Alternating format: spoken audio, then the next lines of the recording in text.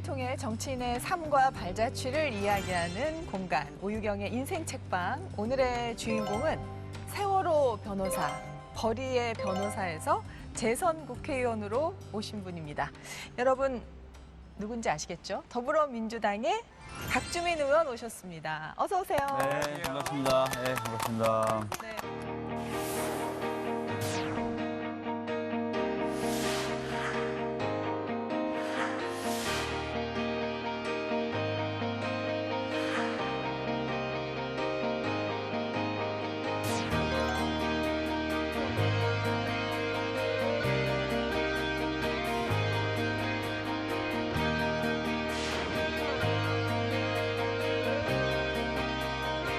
국회를 안정적으로 운영하고 대선을 안정적으로 관리하면 그뿐인 것입니까?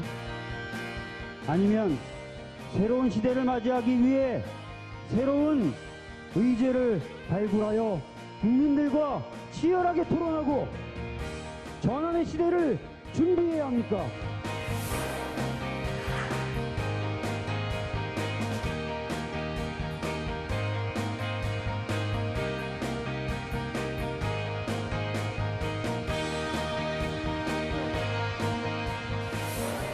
의원님 그 최고위원 가운데서도 수석 최고위원이시라면서요. 그러니까 네, 최고위원의 득표수가 굉장히 경우에는 이제 많으셨다고. 수석 최고위원이라고 뭐 따로 직함이 있는 건 아닌데요. 예. 그러니까 당대표님이 이제 거리게 됐을 때 네. 대행하는 순서를 정해요. 오. 그래서 최고위원 중에서는 제가 이제 득표가 가장 많았기 때문에 1번. 1번 최고위원. 네. 오. 아니, 공부도 1번? 공부요? 최고위원도 1번. 꼭 그렇진 않습니다. 네.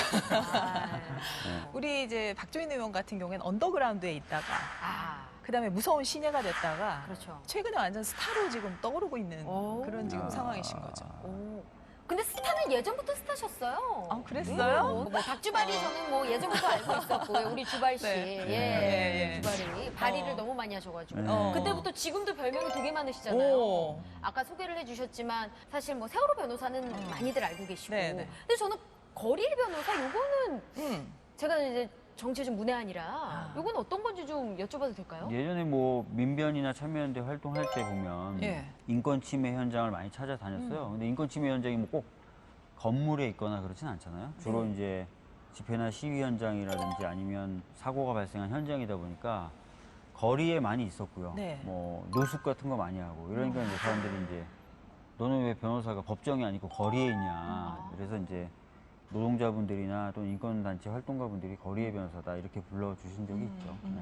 거리의 변호사는 어. 다행인데 거지갑, 거지갑이란 말이 네. 또 우리 박주민 의원님께 많이 따라 붙습니다. 네. 예, 근데 약간 애정 어린 별칭 그럼요. 아니에요? 그쵸? 그럴 거예요. 예. 애정 있는 거지가. 네. 아이, 근데 사실 저 오늘 그래서 조금 긴장을 한 게 또 평소 스타일대로 하고 오실까 봐.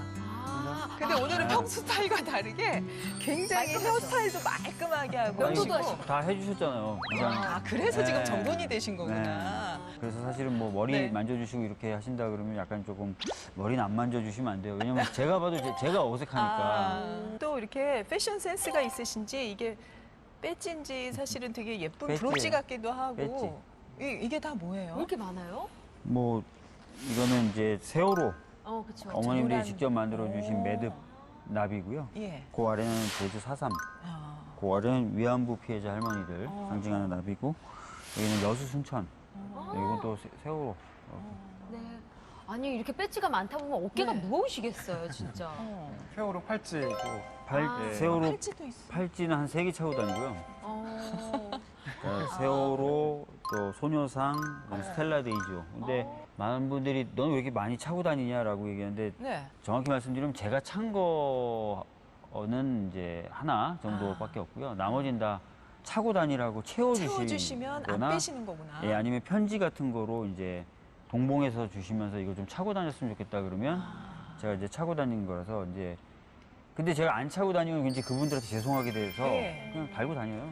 근데 다행인 게 의원님은 옷을 자주 갈아입으실 것 같진 않아요. 그러니까 네. 한 번 옷 바꿔 입을 때마다 이거 다시 하려면 힘드실 텐데. 얼마나 짝꿍이 편하실까. 네. 네. 옷을 자주 안 갈아입습니다. 그리고 네. 인상적인 게 늘 백팩을 네. 메고 다니시잖아요. 아. 거기에 예전에 공개를 하신 적이 있는데 늘 책을 가지고 다니시더라고요. 맞습니다. 그래서 요즘엔 또 어떤 책을 갖고 다니실까? 요즘에도 책을 한 3-4권 들고 다녀요. 빌리 브란트 관련된 책. 빌리 브란트는 독일의 예, 굉장히 예. 유명한 정치인이거든요. 예, 예. 김누리 교수님이 최근에 써가지고 많은 분들이 읽고 계신 뭐 우리의 불행은 당연하지 않습니다. 제 제목을 지금 정확히 말씀드리는 거니까 그것도 다 읽었지만 좀 들고 다니면서 예전에 밑줄 쳐놨던데 좀 다시 보고 아. 고르고 있어요. 예. 두 권씩이나 한 번에? 아 사실은 이제 책 한 권 더 있습니다. 예. 책 한 권 더 있는데 뭐 진보는 어떻게 다수파가 되었는가라고 해서 아. 뉴딜 관련된 정치학적으로 분석한 뉴딜 관련된 책이 있는데 그것도 좀 다 읽었는데 좀 밑줄 쳤던 부분 다시 좀 보느라고 들고 다니고 있어요. 예. 근데 의원님께서는 한 번에 책 한 권씩 읽으시기 아니라 동시에 몇 권씩 읽는 스타일이신가요? 원래 제가 책 한 2권 정도를 들고 다니면서 교대로 읽는 게 제 스타일인데 아. 좋은 말들이 많아서요. 어. 요즘 말할 기회가 많으니까 좀 참고하려고 들고 다니요. 아, 저는 과자를 한 3번 까놓고 연달아 먹은 적은 있는데 책을 2권, 3권 놓고 연달아 읽은 적은 없거든요. 그 아까 이제 거리의 변호사라는 별명이 예. 붙었던 게 이제 거리에 계속 다니니까 아, 네. 노트북 그니까요. 그다음에 꼭 봐야 되는 사건 기록들 뭐 책 같은 거를 계속 가지고 다녔던 버릇이 있어서요. 예. 그 버릇이 좀 안 없어지더라고요. 아. 예. 아, 의원님 어깨가 이렇게 쳐지셨어요, 지금. 이게 제 자세 때문인데 조금 가볍게 하고 다니세요. 아니 이렇게 길거리 노숙도 하시고 예. 뭐 백팩도 메시고 이래가지고 어. 아시아 괴짜 정치인 이래서 어. 싱가포르 공영방송에 또 소개가 됐대요, 우리 박지민 네, 의원님이. 저희 관련된 다큐멘터리를 만들어서 상영한 적이 있어요. 아. 가장 친근한 이미지예요. 맞아.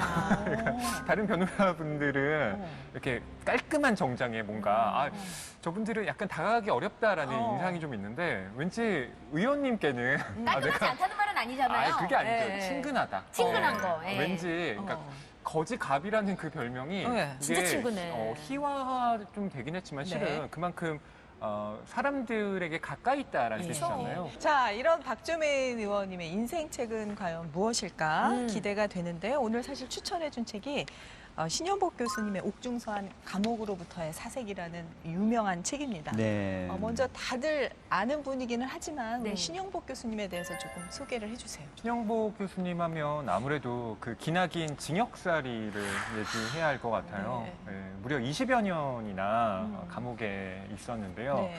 1968년에 통일혁명당 사건에 연루가 되면서 1심과 2심에서는 사형 선고를 받습니다. 네. 그리고 3심에 그 대법원에서 무기징역을 받게 되는데요. 기약 없는 감옥살이에 들어가죠. 여러 서신들을 가족과 주고받았잖아요. 네. 그때의 기록을 모아서 낸 책이 바로 이 감옥으로부터의 사색입니다. 이건 네. 개정 중보판이라 좀 안에 내용이 추가가 되는데요. 예. 원래는 조금 얇은 네. 책이에요. 네.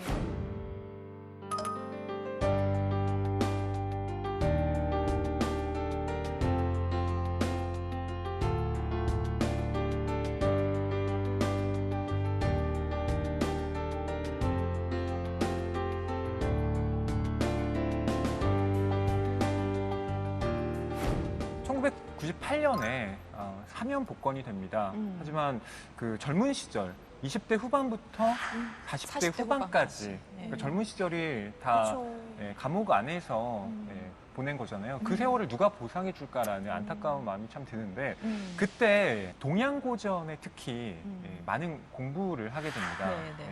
인터뷰에서 이런 얘기를 하기도 했는데요. 내가 본격적으로 동양고전에 관심을 갖게 된 건 아무래도 감옥에 들어간 이유입니다. 감옥에서는 특히 독방에 앉아선 모든 문제를 근본적인 지점에서 다시 생각하게 됩니다라고 밝히셨는데 그 출소를 하신 이후에 대중들과도 여러 호흡을 하셨는데 대표적으로 뭐 시경이나 서경이나 또 주역, 논어, 맹자 등을 이제 신영복 교수의 관점으로 해설한 그 나의 동양고전 독법, 그 강의라는 책을 또 내면서 많은 또 사랑을 받았습니다. 네, 안타깝게도 이제 유명을 달리하셔서 지금은 이제 책으로 만나뵐 수 있는 그런 분이죠. 네, 네. 우리 박주민 의원께서는 혹시 그 신현복 교수님 살아생전에 좀 인연이 있으셨어요? 대학교 들어가서 이 책을 접하고 예. 여러 번 읽으면서 뭐 제 어떻게 보면은 마음 수련을 학원의 한 이제 교과서처럼 삼았었어요. 네. 근데 실제로 이제 신영복 교수님을 뵌 건 한참 후에 변호사가 된 뒤에 네. 성공회에 대해서 강의를 하셨거든요, 이분이. 네. 뭐 학생도 아니고 뭐 청강 비슷하게 한 2번 가서 듣고 강의 끝난 다음에 이제 교수님실에 좀 따라가서 인사를 드리고 했던 기억이 있습니다. 그럼 네. 대학교 때 신용복 교수님의 글은 어떻게 접하게 되신 거예요? 제가 이 책을 뭐 능동적으로 고른 건 아니고요. 예. 선배 중에 하나가 네, 이제 이 책이 정확히 아니죠. 아까 말씀하셨던 처음 나왔던 책은 상당히 얇아요. 얇은 책. 예, 얇은 책을 선물해 주셨고 굉장히 마음이 굉장히 불안정하고 또 복잡할 때 이제 네. 그 책을 이제 쌓아놨다가 예. 이제 읽었는데 뭔가 제 마음의 갈증을 해소해 주는 것 같아서 한 3번 반, 4번 이렇게 읽은 것 같아요. 같은 책을 네, 계속 같은 책을. 그때. 네. 아니 우리 슬기 씨도 신용복 교수님 성함은 옛날부터 들어봤죠? 들어는 봤는데 어. 저는 이렇게 책을 정독을 하지 못했어요. 아. 끝까지 읽지 못했는데 워낙 또 책이 유명하니까 네. 그래서 알고는 있다 그냥 그 정도. 옛날부터 신용복 선생님의 숨결을 많이 느끼면서 사셨을 거예요. 제가요? 네. 좀 금시 굉장히 초기예요. 가까이 의외로. 제가요? 네. 잘못 신용복 아셨어요. 선생님 글씨체 중에 굉장히 유명한 게 있거든요. 처음 땡땡이라고 어머머머머. 처음처럼. 그게 선생님 글씨체잖아요. 그래요? 네. 저는 이슬 쪽이거든요, 사실. 아, 전 그쪽인데, 그래도 너무 신기하네요. 네. 네. 그 글씨체가 이 글씨체인가 봐요? 음. 그 신영복 선생이 워낙 서예가로도 이름이 높았습니다. 그렇죠. 아버님과 서예에 관한 얘기를 참 많이 서신으로 주고받아요. 예. 또 본인이 갖고 있는 서예의 생각도 피력을 하는데 글씨라는 것이 그러니까 획 자체가 중요하다기보다는 획과 획이 만들어내는 그 관계 그거야말로 서예의 핵심이다라고 이야기를 하는데요. 그게 제가 볼 때는 신영복 선생이 갖고 있는 그러니까 인간에 대한 생각, 그러니까 다른 사람들을 그렇게 대해야 한다라는 마음과 일맥상통하는 것 같더라고요. 네. 신영복 선생의 서체를 신영복체, 또 어깨동무체, 그쵸. 연대체 뭐 이런 식으로 또 부르기도 이번에 하는데요. 다운로드 받았어요. 무료더라고요. 맞아요. 그림도 잘 그리십니다. 그러니까요. 그래서 서화집도 예. 내셨어요. 아까 소주 브랜드의 이름이라고 하셨는데 실은 처음처럼이라는 책도 있습니다. 맞아요. 그래서 그래요? 그 책을 보시면 신영복 선생의 글과 그림을 함께 볼 수 있는 장점이 있죠. 뭐 웬만한 시민단체 가보시면 예. 신영복 선생님의 글씨로 되어 있는 뭐 현판이나 장식물들이 거의 대부분 걸려 그렇게 있어요. 많이 네, 써주셨다면서요. 많이 써주셨고요. 그래서 네. 뭐 민변이나 참여연대 가도 걸려 있고요. 예. 뭐 저도 이제 글씨체 이런 거 좋아해서 그분의 글씨체를 담은 엽서 같은 것도 많이 팔았었거든요 옛날에. 네. 그런 것도 사고. 저는 그 더불어 숲이라는 네. 글씨를 더불어서 좋죠. 그쵸. 예, 더불어 굉장히 숲. 많이 걸려 있지 않습니까? 예, 그러니까요. 네. 많이 봤던 기억이 이번에 다시 새록새록 떠오르더라고요. 네. 감옥으로부터 서색 버전을 제가 여러 개 갖고 있는데 네. 최근 버전은 못 갖고 있는데 여러 네. 버전을 갖고 있는데 이 그분이 직접 쓰신 이 편지지를 그냥 그대로 옮겨놓은 이만한 책도 있어요. 저는 그것도 가지고 있습니다. 저도 그거 나온 지 꽤 됐죠. 꽤 됐어요. 예. 그거를 예전에 샀었어요. 사서 집에 소장을 해놨는데 이번에 그걸 찾으니까 없더라고요. 어머 어디 세상에. 갔을까요? 너무 안타까워. 지금 어디 간 라면 거예요? 받침으로 쓰다가 뭐 어떻게 됐겠죠. 그때 예, 이게 예. 소중한지 몰랐던 것 같아요. 자, 그러면 이렇게 수많은 사람들에게 신용복 선생님이 이 책이 사랑받고 있는 이유를 한번 보겠습니다. 자, 우리 시대의 고전 감옥으로부터의 사색. 첫 번째, 시대의 아픔에 건네는 따뜻한 위로. 사실 신영복 선생님의 삶은 진짜 우리 시대의 아픔을 그대로 갖고 있는 삶이라고 할 수 있는 게 그때 통역당 사건으로 들어가신 거죠. 네. 네. 그게 통역당 사건이 어떤 거였죠? 1968년 예. 8월에 중앙정보부가 한 사건을 발표합니다. 예. 그러니까 반국가 단체를 찾아냈고 이것이 거대한 조직이다라고 예. 해서 정말 수많은 사람들이 중앙정보부에 끌려가서 네. 이른바 신문이라는 걸 받게 되죠. 신영복 선생도 그중 한 사람이었습니다. 국가를 말하자면 전복하려는 네. 어떤 단체에 참여를 해서 뭐 교육 쪽 그리고 사상 쪽에 전파를 했다라는 명목으로 재판에서 사형 선고를 받게 되고 나중에 이제 무기징역으로 감형이 되긴 하는데요. 네. 신영복 선생이 대학에 입학한 게 1959년이에요. 그렇다는 얘기는 4.19 혁명과 또 5.16 군사 쿠데타를 다 대학 시절에 네. 겪었다는 얘기거든요. 그래서 나중에 신영복 선생이 이제 출소하고 난 이후에 인터뷰어가 도대체 통일혁명당 사건이란 게 무엇이었습니까? 라고 질문을 해요. 그때 이렇게 대답을 합니다. 나도 잘 모릅니다. 그렇게 오래 감옥을 살았던 건 내가 했던 일보다도 남북의 정치적 상황에 근본적인 원인이 있지 않나 합니다.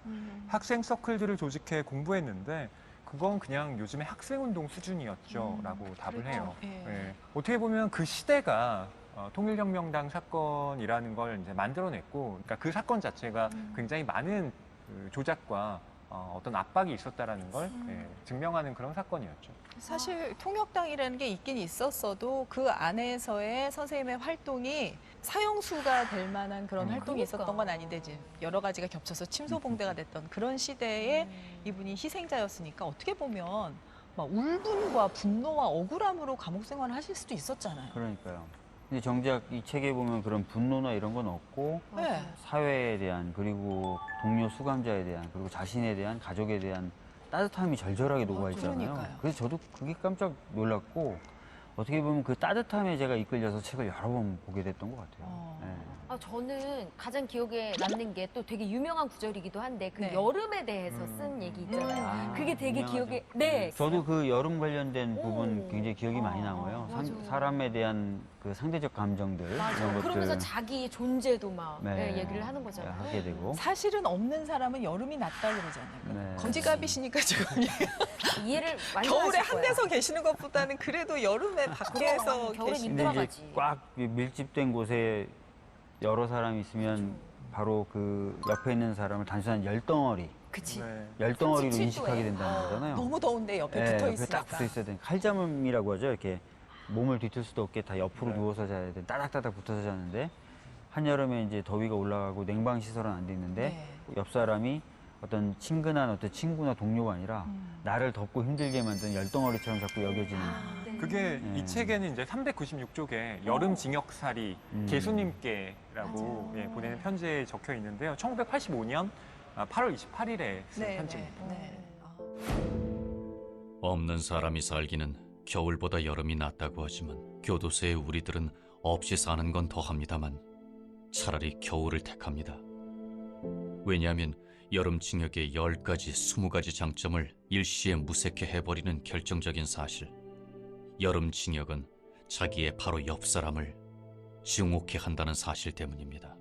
모로 누워 칼잠을 자야 하는 좁은 잠자리는 옆 사람을 단지 37도의 열덩어리로만 느끼게 합니다. 이것은 옆 사람의 체온으로 추위를 이겨나가는 겨울철의 원시적 우정과는 극명한 대조를 이루는 형벌 중의 형벌입니다. 그 대학생 박주민은 그 감옥으로부터의 사색을 그러면 어떤 면에서 자꾸 읽게 되신 것 같아요? 사람에 대해서 이해하고 싶었고요.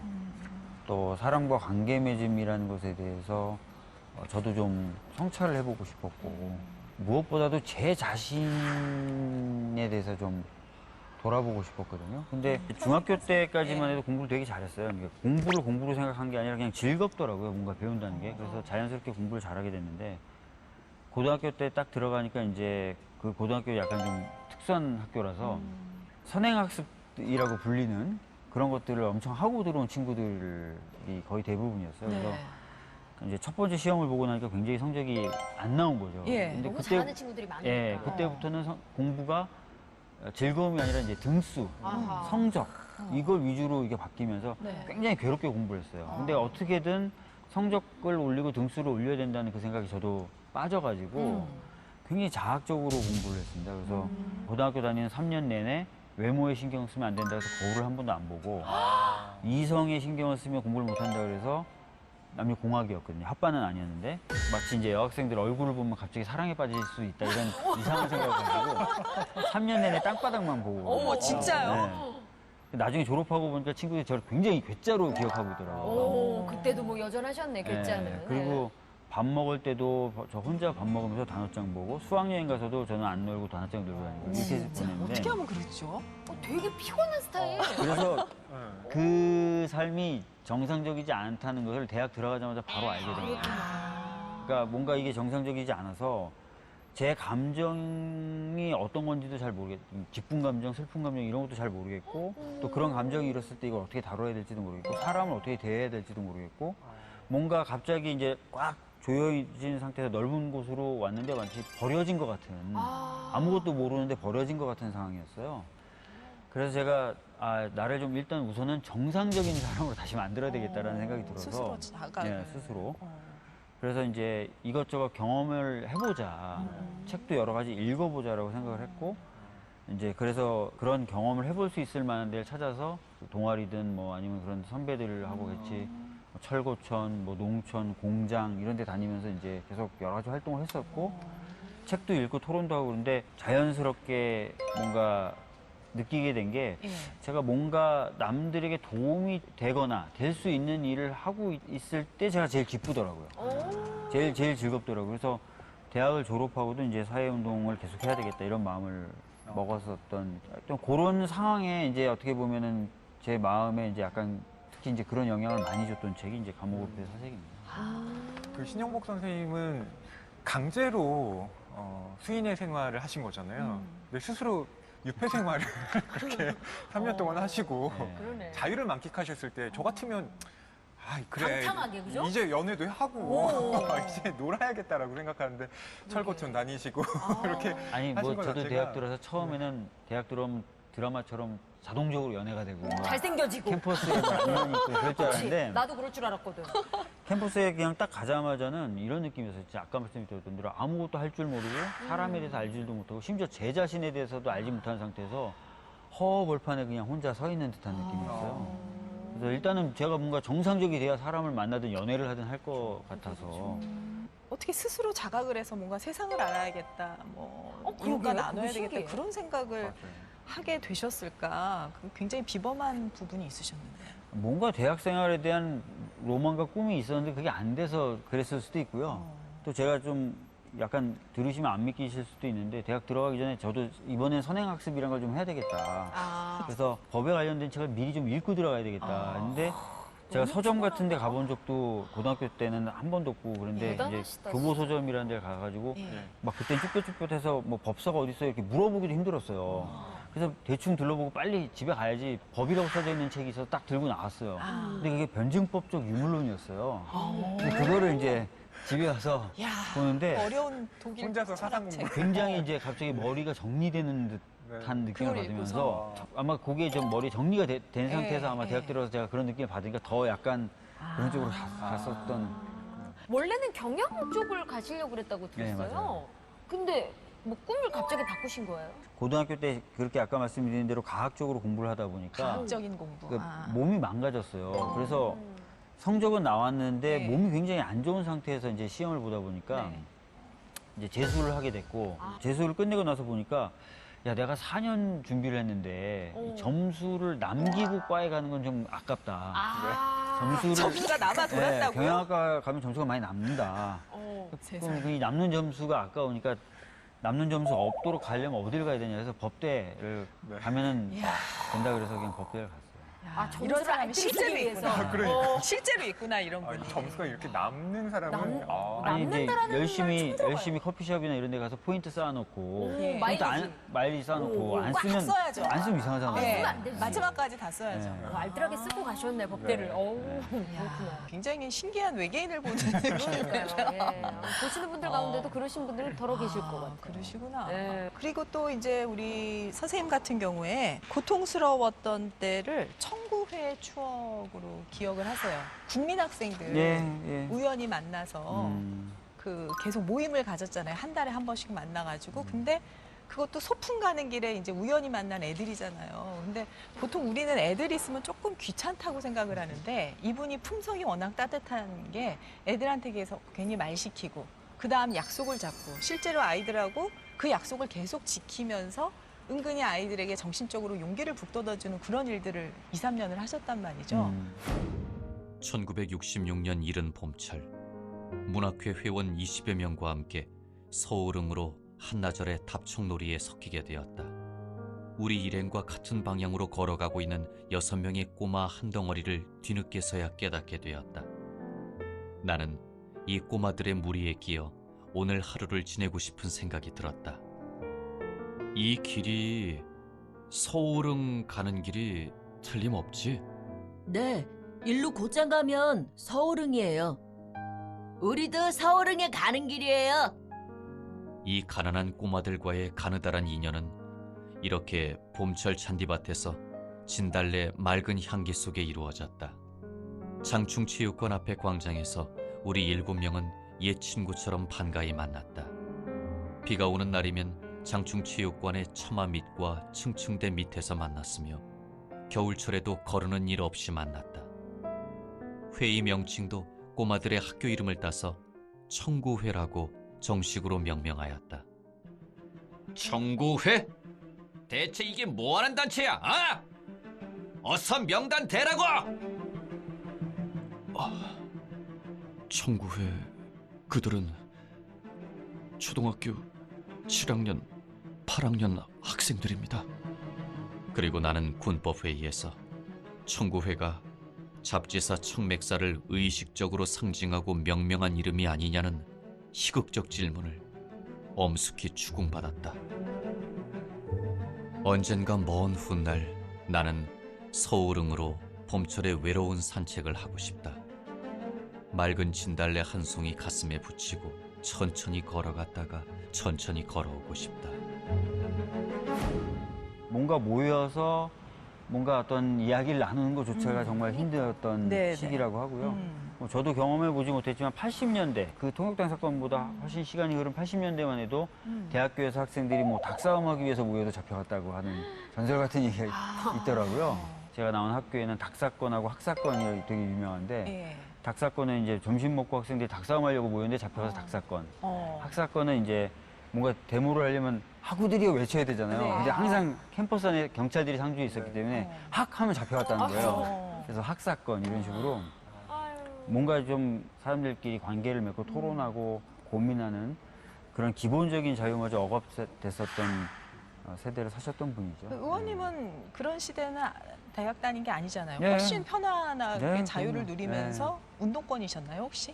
뭐 저는 학생운동을 5년 했는데요. 학교 다닐 때? 예, 80년대처럼 뭐 엄혹한 시절에 학생운동 한 건 아니에요. 예. 그럼 아까 말씀하신 동아리라는 게 운동권. 네, 이름은 법대신문사고 내용은 데모하는 동아리죠. 근데 저는 사실 공부 잘하는 사람도 뭐 물론 예. 중요하지만 그 다른 사람들과 친화력이 뛰어난 사람들이 되게 네. 부럽다라고 느꼈는데 신동복 선생님이 딱 그런 분이시더라고요. 아까 보통은 아이들에게 너 이름이 뭐니? 이렇게 묻잖아요. 그치, 안녕? 이러면서. 근데 그렇게 맞아. 하면 안 된다고 여기 그렇게 나와 하면 있어요. 안 된다고. 네, 그러니까 네. 대화를 첫 번째 대화가 정말 맞아, 중요한데 맞아. 네. 쉬운 대답. 그러니까 이 아이들이 긍정적인 대답을 할 수 있는 걸 맞아. 얘기해야 된다. 그래서 얘들아 이 길이 서울은 가는 길 맞지? 이렇게 얘기해요. 오. 그러니까 아이들이 네 맞아요 이쪽으로 가면 돼요라고 하면서 자연스럽게 친해지는 거예요. 애기들은 그거 가르쳐 주는 게 얼마나 신나. 그러니까 맞아요. 본인이 그러니까 이런 어른한테 친화력. 알려줬으니까. 네, 그래서 신홍복 선생님이 되게 이런 걸 가지신 분이구나. 그래서 의원님도 요 책 보시면서 신홍복 선생님이 갖고 있는 이런 친화력? 친화력이나 뭐 관계에 대해서 그런 거 없으셨을 배우신 것 같아. 게, 있는지 중고등학교 궁금하더라고요. 때는. 위정 활동 때 도움 되시겠다, 진짜. 네. 근데 지금은 그런 인간관계를 하는데 조금 자신이 생기셨어요? 솔직히 지금도 인간관계를 하기 위해서는 노력이 굉장히 많이 필요하다고 봅니다. 왜냐하면은 지금 우리 의원실 식구들하고 제가 매일 만나지만 네. 솔직히 제가 다 이해하고 있다고 보기도 어렵고 그분들하고 또 어떻게 호흡하면 되는지 잘 모르겠는 부분도 많아서 지난주 금요일에는 애니어그램이라고 하는 그 인성을 테스트하는 또 특히 이제 집합관계에서의 인간관계를 테스트하는 프로그램에 집단으로 가가지고 자기 성격 분석도 하고 진짜요? 상담도 하고 그랬거든요. 예. 의원실 안에서 식구들끼리? 응원 식구들 다 같이 갔어요. 예.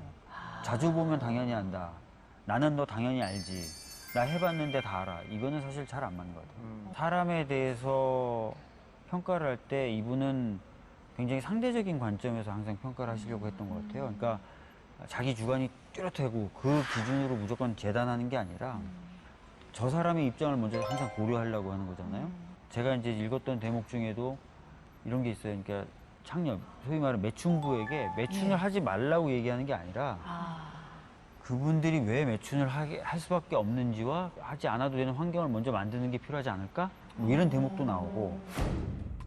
대전에 잘 알려진 원동의 창녀촌에는 노랑머리라는 여자가 있는데 한 달에 서너 번씩은 약을 복용하고는 도로코 면도날이나 유리창으로 제 가슴을 그어 피칠갑으로 골목의 건달들에게 대어든다고 합니다. 온몸을 내어던지는 이 처절한 저항으로 그 여자는 기둥서방이란 이름의 건달들의 착취로부터 자신을 지킨 유일한 여자라 합니다. 이 여자의 열악한 삶을 그대로 둔 채 어느 성직자가 이 여자의 사상을 다른 정숙한 어떤 것으로 바꾸려 한다면 그것이야말로 이 여인을 돌로 치는 것이 아닐 수 없습니다. 저는 만기가 되어 출소하는 친구와 악수를 나눌 때도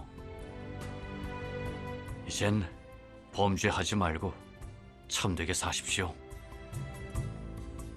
교도소에서 가장 흔한 이 인사말 한마디도 지금껏 입에 올린 적이 없습니다. 그것은 그가 부딪혀야 했고 또 부딪혀야 할 혹독한 처지를 감히 상상하기조차 어렵기 때문이기도 하지만 도둑질해서라도 먹고 살 수밖에 없다는 생각까지도 일단 존중되어야 한다고 믿는 데에 있습니다. 그 사람의 삶의 조건에 대하여는 무지하면서 그 사람의 사상에 관여하려는 것은 무용하고 무리하고 무모한 것입니다. 사람들이 빨리 자기 기준으로 가볍게 상대방을 막 재단하잖아요. 그렇죠.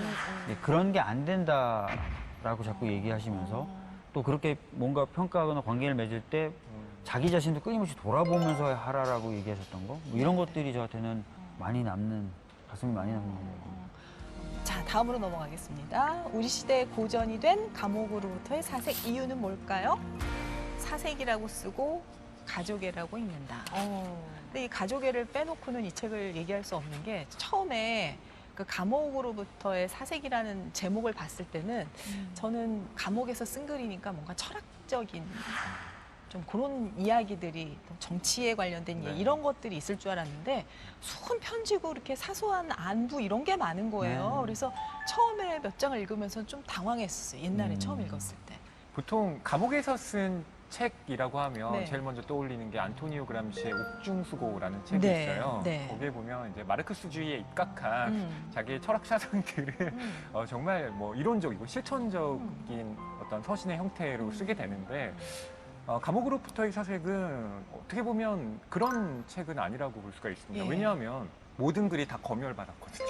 거기 검자가 꼭 찍혀 있는 게 보이더라고요. 그러니까 이미 무기징역형을 받고 종이와 펜도 제대로 주어지지 않는 상황에서 그러한 글을 쓴다는 건 상상도 할 수 없었고 가족과의 안부를 묻는 것. 하지만 단순한 안부가 아니라 편지글 안에 지금 본인이 생각하고 있는 것, 내가 경험하고 있는 것들을 곡진하게 녹여서 가족들에게 전합니다. 그렇기 때문에 이게 가족에 대한 사랑이라기보다는 그 가족에 대한 사랑과 또 자기의 삶이 함께 결합된 그래서 여전히 울림을 주는 그런 책이라는 생각이 들어요. 근데 의원님께서는 혹시 그 신효복 선생님이 자기 아버지하고 나눈 얘기 보면서 어떠셨어요?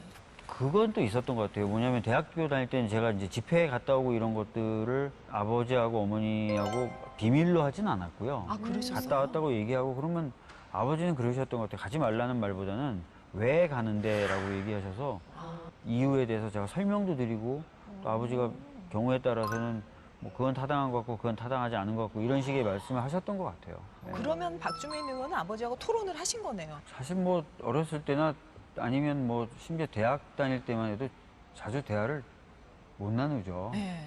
뭐 그 이후에 저도 결혼하게 되고 2년 전에 이제 제가 어렵게 애를 하나 얻었는데 그러면서 좀 더 부모님들을 더 이해해가고 이렇게 되는 것 같아요. 저도 올해 1월에 딸아이를 얻었거든요. 아, 예. 네. 그러면 이렇게 감옥으로부터의 사색은 아니지만 그래도 이렇게 아이를 위해서 뭔가 지금 너의 이빨을 봤어. 뭐 이러면서 인한 거만 이렇게 적고 편지식으로 그런 거를 좀 한번 해보신 적 있나요? 좋은 아이디어신지 아직 못 해봤어요. 해봐야 되겠네요. 어. 제가 요즘 많이 혼나는 게 예. 아이가 되게 이쁜데 막 와 이쁘다 이러고 있지 사진을 잘 안 찍어가지고 맨날 짝꿍이 넌 뭐하고 있냐 사진도 안 찍고 막 이래가지고 눈으로 주로 남기시는 거죠? 아니에요. 의원님 꼭 진짜 사진은 너무 중요한 게 사진 사진만 나중에 남는 것 같아요. 네. 그래. 네, 맞아요. 근데 거기에 이제 아버지하고 뭐 대화를 나누는 건 좀 이해가 되는데 또 어머니하고 편지 서신 교환하는 것도 이해가 돼요. 근데 형수님하고 개수님한테까지 편지를 쓰시더라고요. 개수님이 많더라. 아마 그 당시에 그 어떻게 보면 공안 사범으로 무기징역까지 받았잖아요. 그쵸. 예전에는 연좌제라는 게 있었다고 그러더라고요. 맞아요. 그래서 네. 누군가가 어떤 그런 사상범, 공안 사범 이렇게 되면은 일 가족이 다 전체가 다 피해를 보는. 그렇구나. 그러면 이제 이분의 마음으로는 여러 가족들에게 다 미안하겠죠. 그러니까 그런 미안함도 있었을 것 같다는 생각이 듭니다. 하긴 그 얘기를 쓰셨더라고요. 그 나중에 이제 그 강의 중에 나왔던 얘기 같은데 감옥에 있을 때 고통이라는 게 뭐 추위라든가 뭐 식사라든가 이런 육체적 고통이 더 힘들었던 게 아니라 나를 사랑하는 사람들의 마음을 아프게 했다는 게 그대로 나한테 전해져서 그게 제일 힘들었다는 얘기를 하세요. 그래서 그 신영복 교수님한테 가족애란 뭘까요? 글쎄요, 아마 본인에게는 뿌리일 수도 있고 또 지금은 굉장히 그리운 그런 대상이었겠죠. 그 감옥에 예. 계신 동안. 또 미안한 대상, 엄청 미안한 대상이기도 하고요. 그리고 1982년에 6월에 그러니까 개수님한테 이제 쓴 편지 중에 하나가 황소라는 제목이에요. 네. 그러니까 교도소에 이제 여러 가지 작업 물품이 들어오는데 네. 그때 황소로 짐을 실었나 봐요. 네. 그래서 그 교도소에 있는 사람들이 황소를 이제 신기해서 쳐다보고 있는 거예요. 근데 신영복 선생이 쓰는 것이 우리가 놀란 건 황소의 원시적인 생명력 그리고 한편으로 또 놀라게 된 건 황소가 갖고 있는 지극한 슬픔이었다라고 이야기를 합니다. 얼마 전에 매우 크고 건장한 황소 한 마리가 수레에 잔뜩 짐을 싣고 이곳에 들어왔습니다. 더운 코를 불면서 부지런히 걸어오는 황소가 우리에게 맨 먼저 안겨준 감동은 한마디로 우람한 역동이었습니다. 그러나 황소가 일단 걸음을 멈추고 우뚝 서자 이제는 아까와는 전혀 다른 얼굴을 우리에게 보여줍니다. 물기 어린 눈빛, 굵어서 더욱 처연한 두 개의 뿔은 먼저의 우렁차고 건강한 감동을 밀어내고 순식간에 가슴 밑바닥에서부터 잔잔한 슬픔의 앙금을 채워놓습니다. 황소가 싣고 온 것이 작업 재료가 아니라 고향의 산천이었던가. 고향 떠난 지도 참 오래지. 이 끝동네의 사람들은 대부분이 고향을 떠나 각박한 도시를 헤매던 방황의 역사를 간직한 사람들이기 때문에 황소를 보는 마음은 고향을 보는 마음이며 동시에 자신의 스산한 과거를 돌이켜보는 마음이어서 황소가 떠나고 난 빈자리를 그저는 뜨지 못해 하였습니다. 황소는 제가 싣고 온 짐보다 더 큰 것을 우리들의 가슴에 부려놓고 갔음에 틀림없습니다. 황소가 싣고 온 게 어떤 물품이 아니라 실은 어떤 우리가 고향에 놓고 온 것들이 아닐까라고 하면서 고향에 대한 그리움, 다시 말하면 가족에 대한 그리움을 애잔하게 드러내요. 그러니까 개수님한테 보냈지만 실은 그게 다 가족들에게 전하는 마음이었겠죠. 또 그 황소를 어린 조카들은 그러니까 한글을 아직 못 읽잖아요. 그래서 내가 본 황소라고 해서 그걸 또 그림으로 그려서 조카들을 위해 보내준 정말 그런 사랑이 많은 스윗함도 분이었던 있습니다. 네, 너무너무 사랑이 많은 분이셨던 것 같아요. 맞아요.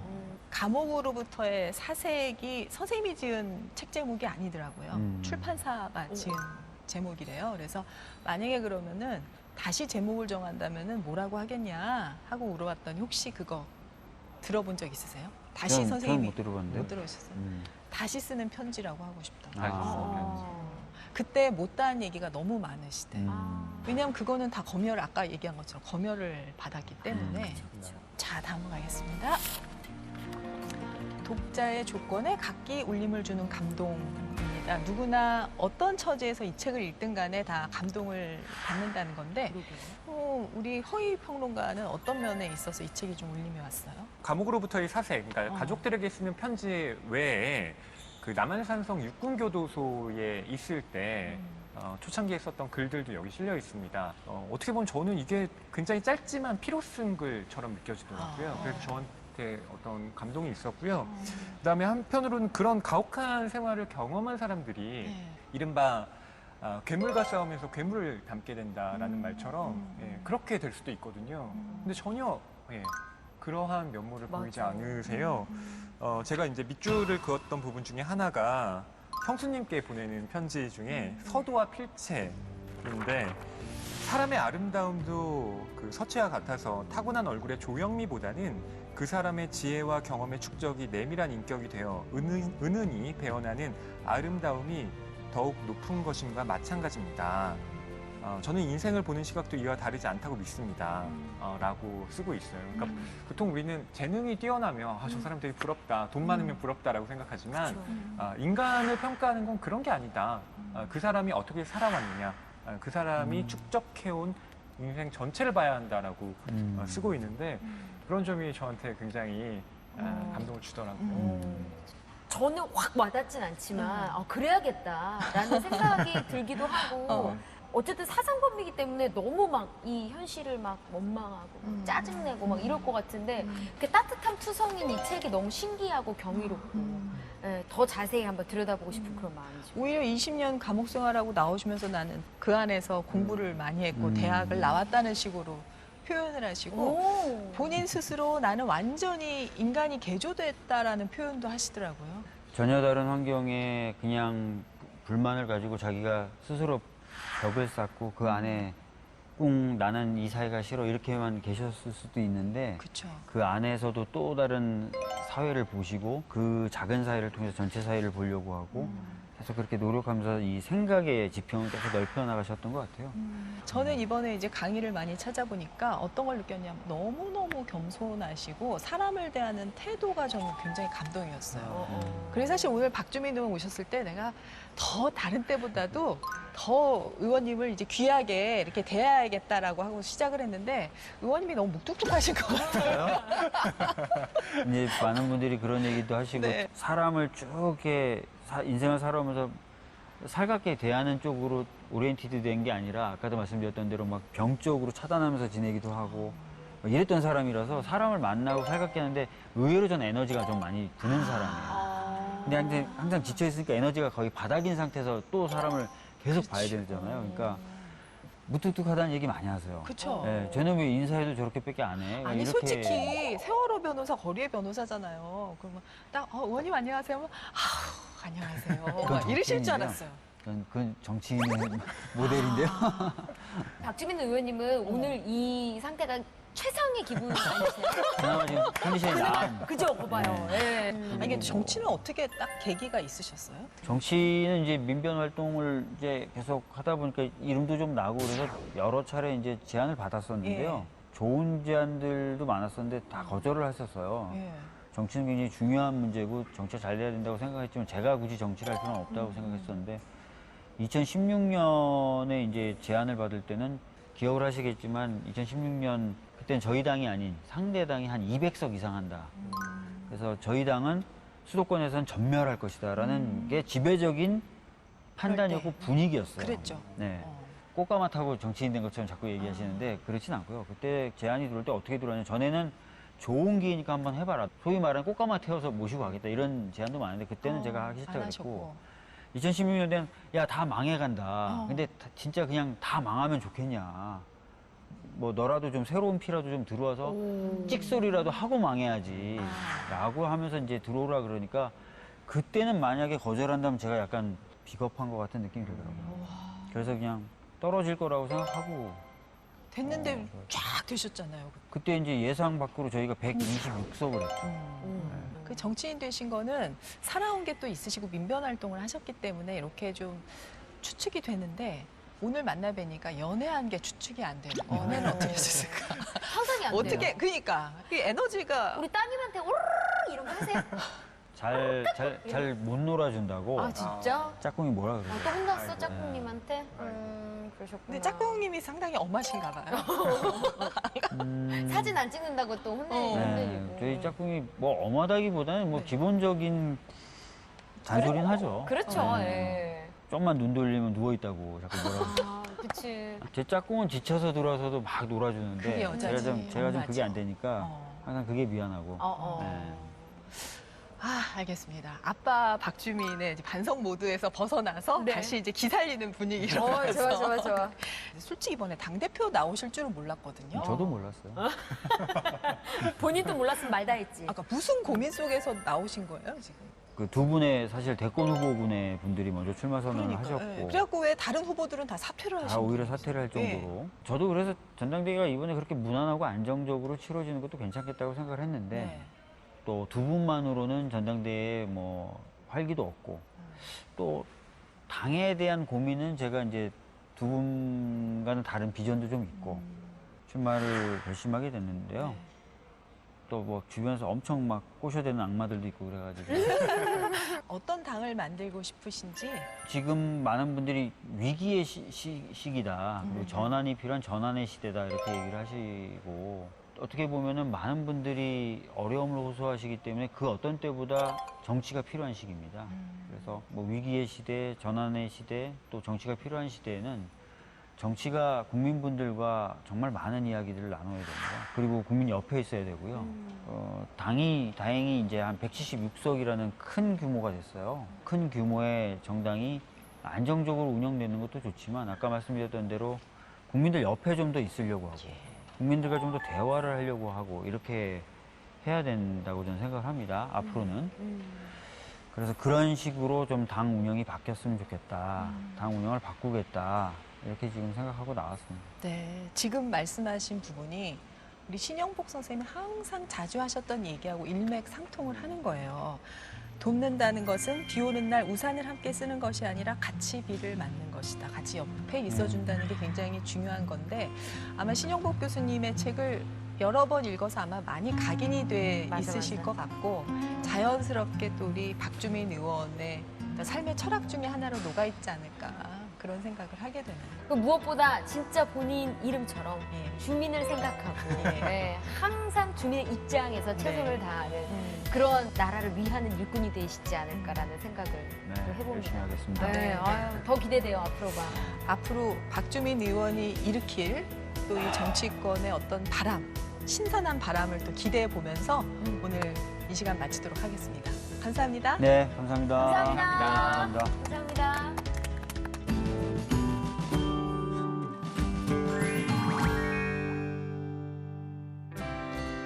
안녕하세요. 맹수지입니다.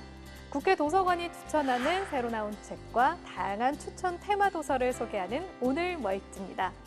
오늘은 대한민국의 관심사를 알아보는 시간 현안과 책을 준비했는데요. 먼저 국회 도서관이 추천하는 새로 나온 책부터 함께 만나보시죠.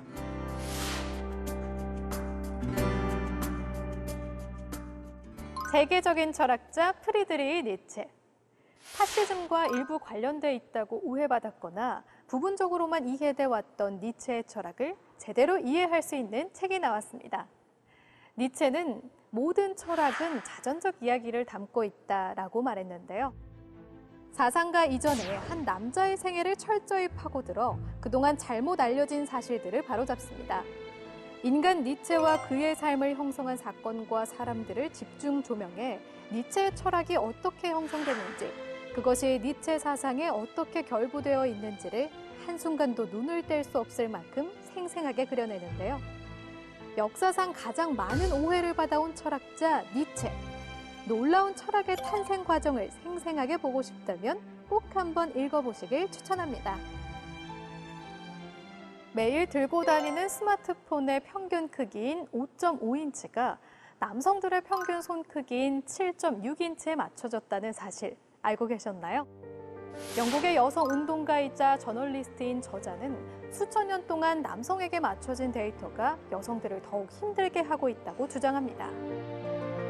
기술과 노동, 의료, 경제, 정치 등 16가지 영역에 걸쳐 여성에 관한 데이터 공백이 여성의 삶에 미치는 영향에 대해 분석하는데요. 보다 합리적이고 평등한 사회로 나아가기 위해서 우리 사회가 바꿔야 할 것들이 무엇인지를 알 수 있는 기회를 제공합니다. 이 책은 SBS 박세용 기자가 2016년부터 3년간 팩트체크 사실은이라는 코너를 진행하는 과정을 담고 있는데요. 아이템 발굴부터 취재 과정까지 실제 기자의 팩트체크 방법이 담겨 있어 흥미를 자극합니다. 취재를 하는 과정에서 가장 기본이 되는 것은 주장하는 사람에게 근거를 묻는 것이라고 설명하면서 이를 기반으로 사실과 사실이 아닌 것을 어떻게 판단했는지 이야기합니다. 보도 당시 다룬 현안이 지금은 어떻게 진행되고 있는지, 보도 후 감당해야 하는 후폭풍은 무엇인지 팩트체크의 중요성을 새롭게 배울 수 있는 책입니다. 다음은 대한민국의 관심사를 알아보는 시간, 현안과 책입니다. 이번 주 주제는 무엇인지 함께 알아볼까요? 안녕하세요. 안녕하세요. 네, 이번 주 현안과 책 주제 어떤 건가요? 네, 이번 주 현안과 책 주제는 스마트시티입니다. 스마트시티는 도시 인프라와 정보통신 기술을 융합해 다양한 서비스를 제공하는 새로운 미래형 첨단 도시입니다. 현재 우리의 도시는 교통, 환경, 주택, 에너지 등 여러 문제에 직면하고 있는데요.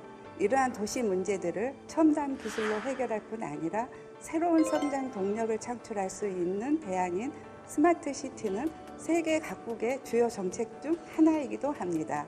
따라서 이번 주에는 스마트시티 관련 도서를 추천합니다.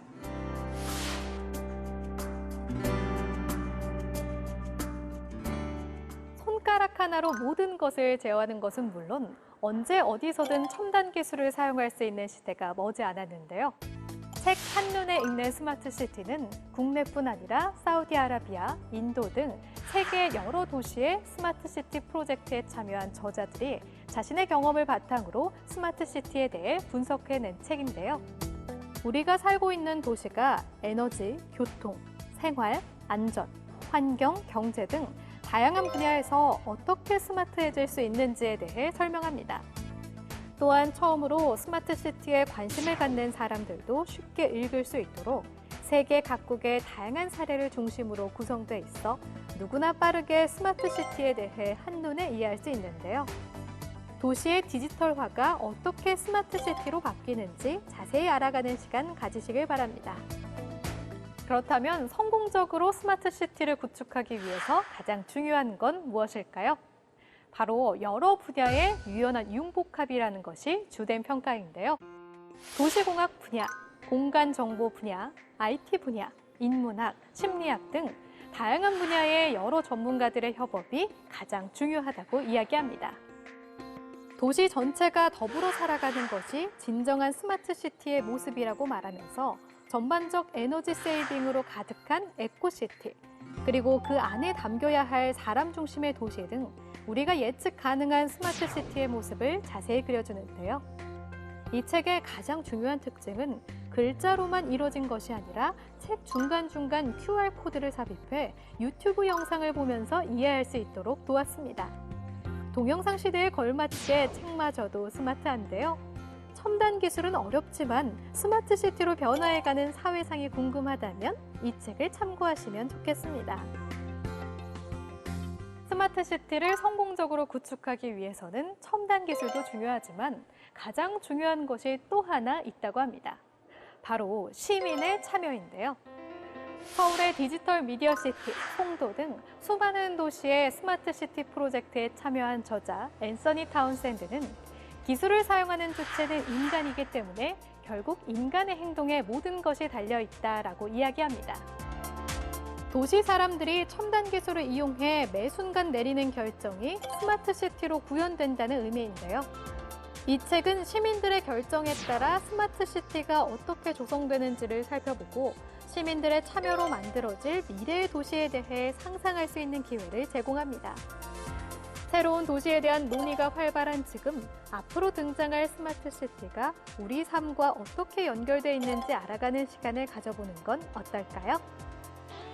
자세한 책 내용은 국회도서관 홈페이지에서, 다시 보기는 국회방송 홈페이지에서 가능합니다. 그럼 저는 다음 주에 새로운 책으로 다시 찾아뵐게요.